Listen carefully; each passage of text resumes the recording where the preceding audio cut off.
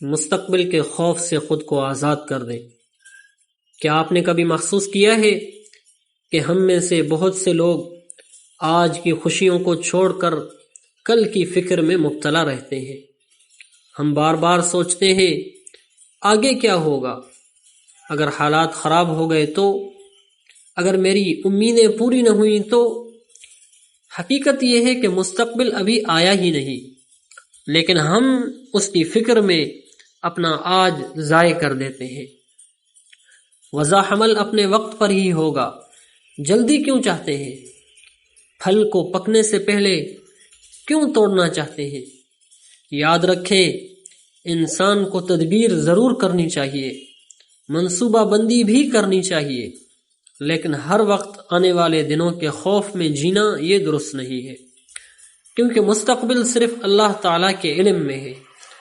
جب ہم ہر وقت اندیشوں میں ڈوبے رہتے ہیں تو دل بے چین ہو جاتا ہے، امید کمزور پڑ جاتی ہے اور زندگی کا سکون ختم ہونے لگتا ہے۔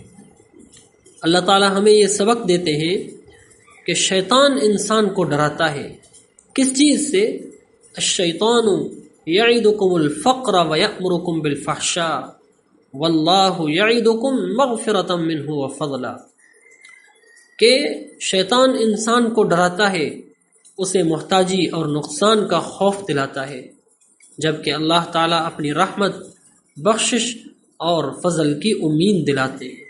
اس لیے اپنے دل کو خوف کے بجائے اللہ پر بھروسہ کرنے سے بھر دیں، اسباب اختیار کریں، محنت کریں، لیکن نتیجہ اللہ کے سپرد کر دیں۔ جو رب آج تک آپ کو سنبھالتا ہوا آیا ہے وہ آنے والے کل میں بھی آپ کو تنہا نہیں چھوڑے گا انشاءاللہ۔